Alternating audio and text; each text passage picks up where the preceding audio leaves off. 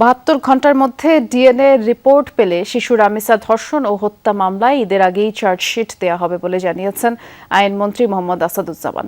সকালে রাজধানীর মহাখালীর ব্র্যাক সেন্টারে এক মতবিনিময় সভায় যোগ দিয়ে মন্ত্রী বলেন, ডিএনএ পরীক্ষা না করে চার্জশিট দিলে বিচার প্রশ্নবিদ্ধ হবে। এ ধরনের মামলায় ডিএনএ খুব গুরুত্বপূর্ণ প্রমাণ।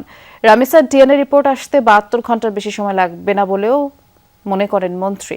মোহাম্মদ আসাদুজ্জামান আশা করেন, ঈদের আগেই চার্জশিট দিতে পারলে ঈদের পরপরই বিচার কাজ শুরু করা যাবে। এতে জনগণের প্রত্যাশাও পূরণ হবে। রামিসা হত্যার দ্রুত বিচার করতে সরকার প্রতিশ্রুতিবদ্ধ বলে জানান মন্ত্রী। ডিএনএ না করে এই মামলায় যদি চার্জশিট দেয় পুলিশ, যে কেউ হয়তো বলতেই পারেন 164 হয়ে গেছে, এরপরে ডিএনএ কি আছে। এই ধরনের মামলায় DNA is a very important piece of evidence. আমরা আপনাদের বলছি, রামিসার ডিএনএ আসতে ৭২ ঘন্টার বেশি সময় লাগবে না, আশা করি ইনশাল্লাহ।